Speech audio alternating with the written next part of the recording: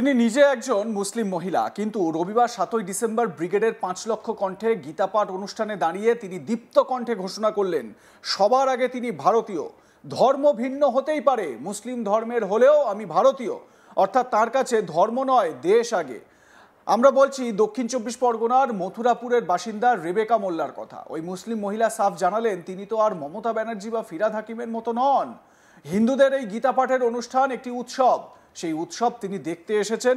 ওই মহিলা জানান, মমতা ব্যানার্জি মাথায় কাপড় জড়িয়ে রেড রোডে নামাজ পড়েন, ফিরহাদ হাকিম বাম হাতে প্রদীপ জ্বালান, তিনি এসব করেন না। তিনি আরও জানান, মমতা ব্যানার্জি ভয় পেয়েছেন, তাই তিনি এই অনুষ্ঠানে আসবেন না। ঝাঁঝালো কণ্ঠে ওই মহিলা কি বলেছেন মমতা বন্দ্যোপাধ্যায় সম্পর্কে শোনাবো আপনাদের।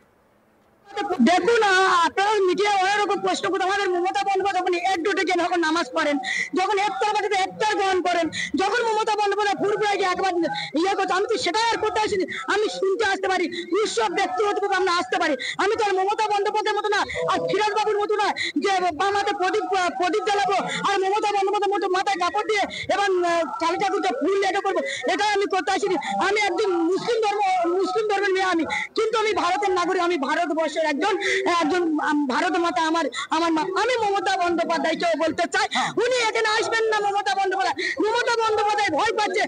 গীতা পাঠ আসি, আমি কয়লা চুরি করেছি, আমি চাকরি চুরি করেছি, আমি ছাপ্পা মেরেছি, আমি করেছি, একটার পর একটা মমতা বন্দ্যোপাধ্যায় অভয়াকে খুন করেছে এবং তাবান্নাকে। এই মমতা বন্দ্যোপাধ্যায় পশ্চিমবাংলার জনগণ ওনাকে যেরকম বসিয়েছিল 2011 সাল থেকে, আর 2026-এ এই মমতা বন্দ্যোপাধ্যায়কে পিটিয়ে ওনাকে নবান্ন থেকে কালীঘাটে বসাবে, আর কালীঘাট থেকে এই মমতা বন্দ্যোপাধ্যায়কে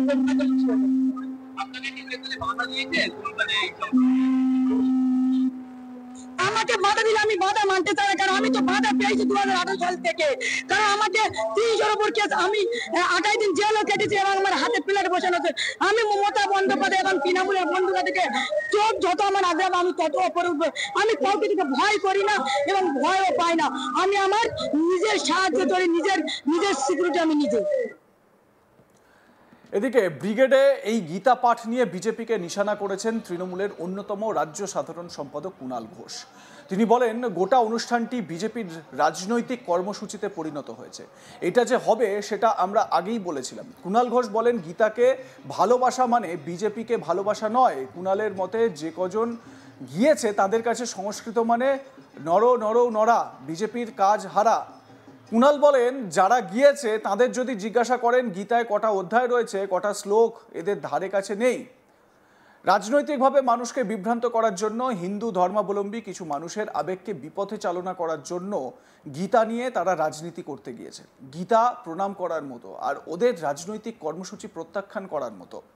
কুণাল ঘোষ কটাক্ষের সুরে কি বলেছেন শুনুন। আরে যে কজন গেছে সংস্কৃত পড়েছে, যে কজন গেছে সংস্কৃত পড়েছে, ওদের কাছে তো সংস্কৃত, বিজেপির জন্য একটাই সংস্কৃতের একটা বাক্য আছে, নরহ বিজেপির কাজ হারা। এর বাইরে সংস্কৃতের তার পরের ধাপ পর্যন্ত বিজেপির লোকেদের অর্ধেকের তাদের মাথায় নেই। তারা গীতা নিয়ে পলিটিক্স করতে গেছে। যেগুলো গেছে তাদের অর্ধেককে ধরুন, গীতার কটা অধ্যায়, কটা শ্লোক, এদের কোনো ধারে কাছে নেই। এটা একটা পলিটিক্যাল, মানুষকে বিভ্রান্ত করার জন্য, হিন্দু ধর্মাবলম্বী কিছু মানুষের আবেগকে বিপথে চালনা করার জন্য। সংগঠনে দীর্ঘ, বুথে এজেন্ট দিতে পারে না, BLA 2 দিতে পারে না, ওখানে ওই গীতা নিয়ে তারা রাজনীতি করতে গেছেন। গীতা প্রণাম করার মতো, আর ওদের পলিটিক্যাল ইভেন্ট প্রত্যাখ্যান করার মতো। দেখুন, এই যে গীতা পাঠ যে আয়োজন যারা করেছেন, দেখুন, গীতা আমাদের শ্রদ্ধার জায়গা, সম্মানের জায়গা, ভগবান শ্রীকৃষ্ণর মুখ নিঃসৃত একটা ফিলোসফি, একটা দর্শন। তো আমাদের গীতার প্রতি পূর্ণ সম্মান, শ্রদ্ধা, আস্থা রয়েছে। আমরা সব ধর্মের সমস্ত ধর্মগ্রন্থকে যেমন শ্রদ্ধা করি, গীতা আমাদের পরম প্রিয়। এবং যারা হিন্দু, তাদের কাছে গীতা শুধুমাত্র একটি ধর্ম কথা নয়, নিশ্চিতভাবে সেটা জীবনের একটা দর্শন। তাকে কোথাও বিরোধিতা করা, তাকে কোথাও আক্রমণ করা, এসব প্রশ্ন ওঠে না, কারণ আমরা গীতা অন্তরে রেখেছি। কিন্তু যে বা যারা এই ধর্ম বা গীতাকে পলিটিক্যাল মার্কেটিং এ ব্যবহার করছেন, আমাদের আপত্তিটা সেই ইভেন্ট নিয়ে। ভগবান রামে আপত্তি নেই, কিন্তু রুটি কাপড়া মাকান বাদ দিয়ে রাম মন্দির রাজনীতির, জয় শ্রীরাম নেতাজির জন্মদিনে ধ্বনি দেওয়ার রাজনীতির, আমরা এর বিরুদ্ধে। আজকেও যে গীতা পাঠ, তা তো বিজেপির ইভেন্টে পরিণত হয়েছে। আমরা তো বলেছিলাম এটা।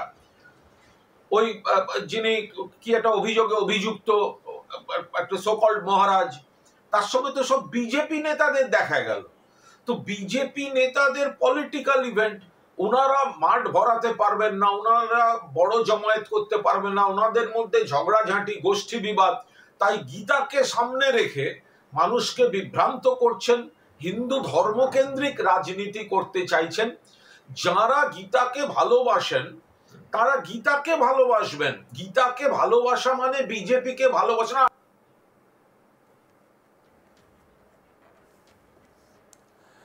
কুণাল ঘোষ বলছেন যে গীতাকে নিয়ে রাজনীতি করার চেষ্টা করা হচ্ছে। তিনি কার্তিক মহারাজের প্রসঙ্গ উত্থাপন করেছেন, কার্তিক মহারাজের সঙ্গে বিজেপির সখ্যতা নিয়ে প্রশ্ন করেছেন। কার্তিক মহারাজের বিরুদ্ধে এক মহিলা কয়েকদিন আগেই যে অভিযোগ করেছিলেন, সেই অভিযোগের প্রসঙ্গও তিনি এনেছেন। কিন্তু এই যে মহিলা মুসলিম ধর্মে তিনি বিশ্বাসী, কিন্তু হিন্দু ধর্মের প্রতি শ্রদ্ধাশীল হয়ে তিনি যে এই 5 লক্ষ কণ্ঠে গীতা পাঠের অনুষ্ঠানে আসলেন এবং যে ঝাঁঝালো ভাষায় তিনি রাজ্যের মুখ্যমন্ত্রী মমতা বন্দ্যোপাধ্যায়কে আক্রমণ শানালেন, সেটা কি কোথাও তৃণমূল কংগ্রেসের যে সংখ্যালঘু ভোট, সেই সংখ্যালঘু ভোটের দিকে তাকিয়ে একটা চাপ বলে মনে হয়? এমনিতেই হুমায়ুন কবিরকে সাসপেন্ড করা হয়েছে। হুমায়ুন কবির বাবরি মসজিদ নির্মাণ করছেন।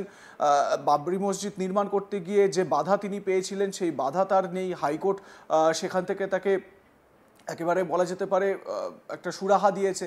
তো এই পরিস্থিতিতে দাঁড়িয়ে কোথাও কি তৃণমূল কংগ্রেসের একটু এই সংখ্যালঘু ভোটে একটা চাপ 26-এর লোকসভা ভোটে আসতে চলেছে? আমরা এখনই সেটা বলতে পারবো না, কিন্তু যে পরিস্থিতি তৈরি হচ্ছে সেগুলো আমরা আপনাদের সামনে তুলে ধরতে পারবো। যে মহিলা আজকে এই 5 লক্ষ কণ্ঠে গীতা পাঠের অনুষ্ঠানে গিয়ে তার বক্তব্য রেখেছেন, একবার শোনাই তার বক্তব্য আরেকবার। দেখুন, আপনারা মিডিয়া অনেক রকম প্রশ্ন করতে, আমাদের মমতা বন্দ্যোপাধ্যায় যখন একজোটে যখন নামাজ পড়েন, যখন ইফতার বাড়িতে ইফতার গ্রহণ করেন, যখন মমতা বন্দ্যোপাধ্যায় ফুরফুরাইকে একবার করছে, আমি তো সেটাই আর করতে আসিনি। আমি শুনতে আসতে পারি, উৎসব ব্যক্তিগতভাবে আমরা আসতে পারি। আমি তো আর মমতা বন্দ্যোপাধ্যায়ের মতো না, আর ফিরাজ বাবুর মতো না যে বামাতে প্রদীপ জ্বালাবো আর মমতা বন্দ্যোপাধ্যায়ের মতো মাথায় কাপড় দিয়ে এবং কালী ঠাকুরকে ফুল লেখা করবো। এটাই আমি করতে আসিনি। আমি একজন মুসলিম ধর্মের মেয়ে, আমি কিন্তু আমি ভারতের নাগরিক, আমি ভারতবর্ষের একজন ভারত মাতা আমার মা। আমি মমতা বন্দ্যোপাধ্যায়কেও বলতে চাই, উনি এখানে আসবেন না। মমতা বন্দ্যোপাধ্যায় ভয় পাচ্ছে। গীতা পাঠ আসি, আমি কয়লা চুরি করেছি, আমি চাকরি চুরি করেছি, আমি ছাপ্পা মেরেছি, আমি করেছি, একটার পর একটা মমতা বন্দ্যোপাধ্যায় অভয়াকে খুন করেছে এবং তামান্নাকে করেছে। এই মমতা বন্দ্যোপাধ্যায় পশ্চিমবাংলার জনগণ ওনাকে যেরকম বসিয়েছিল 2011 সাল থেকে। লাইক, কমেন্ট, শেয়ার করতে ভুলবেন না। দেখতে থাকুন আজ তাক বাংলা। সাবস্ক্রাইব করুন আমাদের ইউটিউব চ্যানেলটি, বেল আইকন প্রেস করুন নোটিফিকেশন পেতে।